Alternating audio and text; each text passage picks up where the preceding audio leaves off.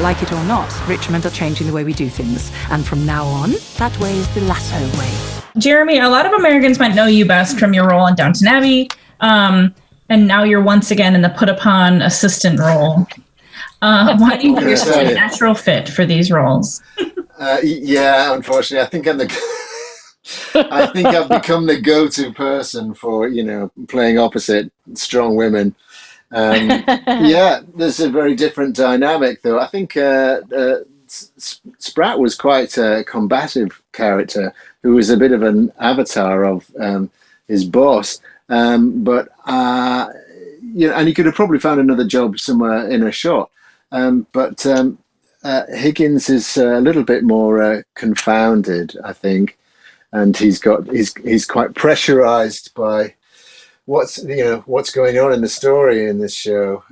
But it's great to play. It was great to play opposite Hannah. Hannah, you guys, both you and Jeremy, have done so much extensive theater work, and like much of the cast.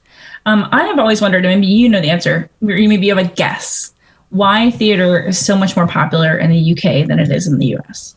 My gut instinct is it's our oldest form of dramatic expression, and it's so deep-seated in British culture to go to the theatre in quite an old-fashioned type of way.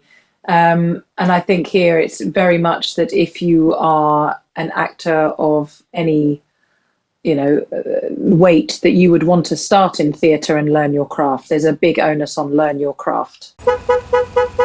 Hey, look, this car's got an invisible steering wheel. Yeah, I'm just kidding. It's my man Nate here running the horn. You're a godsend, Ted Lasso. Takes one to know one. I noticed on your IMDb that this is not the first time you've done a show about football, about soccer. Well, kind of. I think I did 1 or 2 episodes of the thing you're referring to, but I'm going to go out there and say that this is 150,000% better. Well, yeah, you were in one episode of Footballers' Wives, and I was going to ask. We don't entirely understand in the U.S. the obsession with people's, I don't know, footballers' families. They become so iconic, don't they? I mean, like Beckham.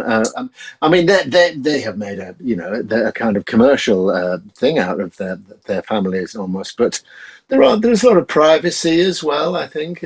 But once somebody becomes so known, my son-in-law is crazy about football, and he knows everything about everybody in every team in the Premier League. I think what you get in this show is that you get to find out what the characters are like behind the guy on the field, and their relationships, and what makes them who they are.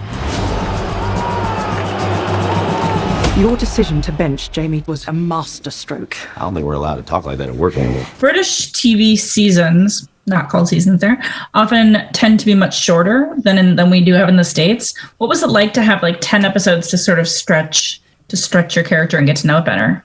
I loved it because it allows you to play subtle nuances in scenes instead of having to bash anything over the head and kind of set your stall out. And playing somebody that has a lot that she's not showing, it allowed me to be able to just take my time to show her fragility rather than just splattering it all over the screen very early on. Yeah, you're not just like the space queen in a bad divorce, it goes somewhere from there. Exactly. And also to not just play this one-dimensional kind of harridan. Her ex-husband is awful, though. He is awful, Mara. He is awful. Awful. Yeah, and I have to say, I don't mind admitting that I've been in a controlling relationship in the past, and people would never think that a woman of my build, height, a front-footed type person in real life, people wouldn't think that you could be in a controlling relationship, but it happens very easily without you realizing it. And the thing I don't think Rebecca expects is that this, what she thinks, idiot American football coach that she comes over to help burn down her ex-husband's baby of a club, she doesn't expect for a second that he's going to kind of re-teach her how to behave as a good human being.